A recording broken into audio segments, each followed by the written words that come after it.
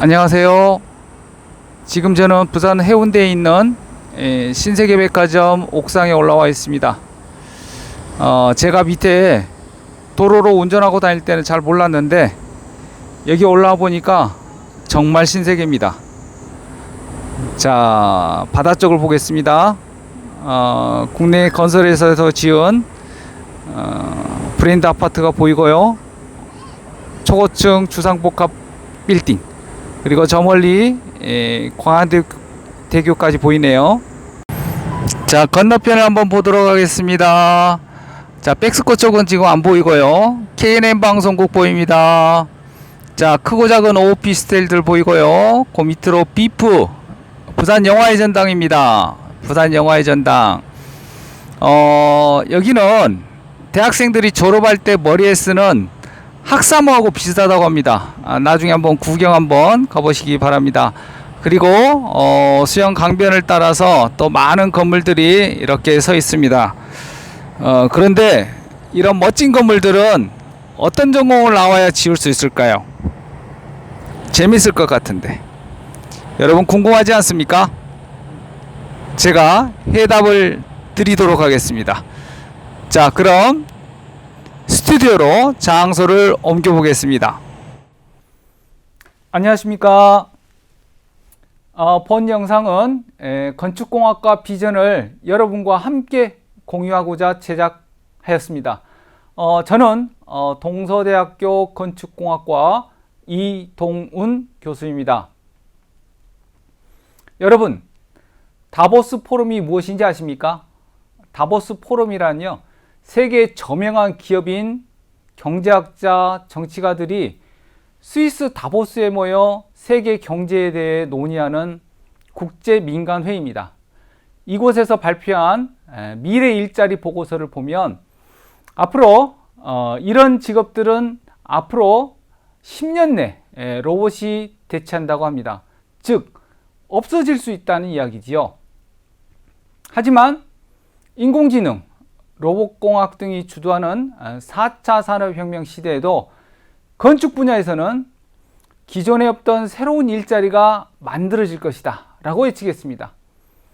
인류가 존재하는 한 건축공학이라는 직업은 영원하다고 말씀드릴 수 있습니다. 건축공학과의 교과목은 크게 세 분류로 나눌 수 있습니다. 시공 분야, 둘째 구조 분야, 셋째 설비 환경 분야가 그것인데요. 시공 분야는 시공법, 재료와 같은 하드웨어적인 과목과 경영, 적산과 같은 소프트웨어적인 관리 과목으로 구분할 수 있습니다. 구조 분야에서는요, 여러 가지 교과목 등을 통하여 건물이 구조적으로 안전하기 위해서는 철골의 크기가 어느 정도 되어야 하고, 철근은 몇 가닥이 들어가야 되고, 콘크리트 강도는 어느 정도 되어야 하는지를 배우게 됩니다. 여기서 중요한 것 한 가지가 있는데요. 어떤 사람들은 구조가 어렵다고 합니다. 실제로 건축기사를 따는 데는요, 간단한 삼각함수 정도만 있으면 취득하는 데 전혀 문제가 없습니다. 그래서 그 부분은 걱정을 안 하셔도 되겠습니다. 마지막으로 환경 설비 분야는요, 건축 환경과 설비 교과목으로 나누어지게 됩니다. 그리고 최근에는 첨단 정보화 시공을 위한 각종 정보 처리나 3D 프로그램 관련 교과목이 많이 개설되고 있습니다. 건축공학과 장점 5가지를 말씀드리겠습니다. 첫째, 건축공학과는요, 현장에서 수요가 많기 때문에 거의 모든 대학에서 취업률 최상위에 링크되는 학과입니다. 여러분이 잘 아는 삼성, LG, 현대, 포스코 등도 모두 과학기술로 먹고 사는 이공계열 기업이기 때문에 대기업 취업도 용이합니다. 둘째입니다. 이공계 기피 현상의 부작용으로 인재를 구하기 어렵다 보니 타 전공보다 연봉을 많이 줍니다. 셋째입니다. 현장 경력이 많이 쌓이면요, 건설 기술자 등급이 올라갑니다. 그래서 60, 70 먹어서도 감리단장 같은 직업을 할 수가 있습니다. 즉 노후에도 일자리가 있다는 것입니다. 넷째는요, 기술사 같은 전문 라이센스를 따게 되면 의사, 변호사처럼 정년에 상관없이 기술사 사무소를 운영할 수 있습니다. 마지막으로 관련 분야가 부동산에서부터 주방 인테리어까지 워낙 넓다 보니까 적성에 맞는 직업을 찾기가 용이하다라고 말씀드릴 수 있습니다. 그런데 어떤 사람들은요, 건설 현장은 사무직보다 거칠다, 그리고 건설업이 불확실성이 크다고 말합니다. 하지만 불확실성이 큰 만큼 상대적으로 기회 요인이 많은 것도 건축입니다. 여기에 있는 이 표는요, 우리나라 고용노동부에서 2023년까지 중장기 인력 수급을 전망한 표입니다. 왼쪽이 향후 10년간 인력 과다 학과, 오른쪽이 향후 10년간 인력 부족 학과입니다. 이 표를 보면 한국의 대부분 대학에 다 있는 경영학과, 경제학과 등은 공급 과잉이 가장 심한 것을 알 수 있습니다. 여러분, 문송합니다 라는 신조어를 아십니까? 이 말은 문과라서 죄송합니다 라는 말입니다. 그만큼 인문계 출신 대학생들은 취업하기가 빡빡하다는 이야기겠지요. 반면에 기계금속, 전기전자, 건축 등은 인력이 많이 부족한 것으로 조사되었습니다. 그만큼 취업할 것이 많다는 이야기입니다. 건축공학과에서는요, 토익 같은 영어도 중요하지만 취업을 위해서 국가 자격증을 더 중요시합니다.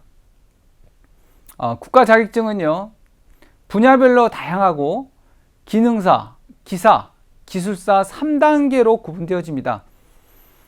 여러분들이 졸업할 때 건축기사만 따면 당장 연봉 몇백을 더 받을 수 있고, 현장 가면 매달 자격증 수당도 주어집니다. 기사 따고 4년이 경과되면요, 기술사, 그 프로페셔널 엔지니어라고 하는데 이 자격증에 도전할 수 있습니다. 1, 2년 정도 공부해서 기술사를 따게 되면 엔지니어링 사무소 개업도 할 수 있습니다. 기사의 가치가 1억이라고 한다면 기술사의 가치는 종류에 따라서 최소 수억에서 수십억 이상이다 라고 생각하시면 되겠습니다. 여러분도 포기하지 않고 열심히 노력하면 누구나 기술사 자격을 취득할 수 있습니다. 건축공학과를 졸업하면요, 대개 50% 이상은 건설회사에 취업을 하게 됩니다. 그 다음으로는 구조나 설비 같은 기술사 사무소, 즉 엔지니어링 업체를 많이 가고요. 특히 안정적인 생활을 꿈꾸는 학생들은 공무원이나 공기업의 건축 기술직으로 가기도 합니다. 일반 행정직은 비전공 응시자가 많아서 경쟁이 치열하지만 기술 지역은 전공 관련 학생들만 뽑기 때문에 합격 가능성이 훨씬 높다는 장점도 있습니다. 이 외에도 우리 졸업생들은 리모델링, 인테리어, 해외 건설, 부동산, 각종 연구소, 대학원 진학 등 여러분들이 진출할 수 있는 분야는 무궁무진하다라고 할 수 있겠습니다. 내 집은 내가 짓는다. 이것은 건축공학과를 다니는 모든 학생들의 슬로건입니다. 여기 사진에 있는 집은요, 제가 직접 지어서 살고 있는 전원주택입니다. 사진에는 안 보이지만 앞에는 맑은 개울물이 흐르고 사계절 맑은 공기 마시면서 아침마다 새소리를 들으며 출근합니다. 아파트에서는 키우기 힘든 개도 키우고 일하다가 심심하면 앵두, 블루베리, 오디 이런 것들도 수시로 따먹을 수 있는 그야말로 무릉도원입니다.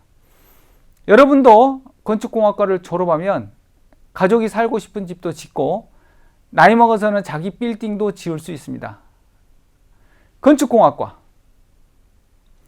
비전도 있고 생각해 볼수록 매력적인 전공입니다. 감사합니다.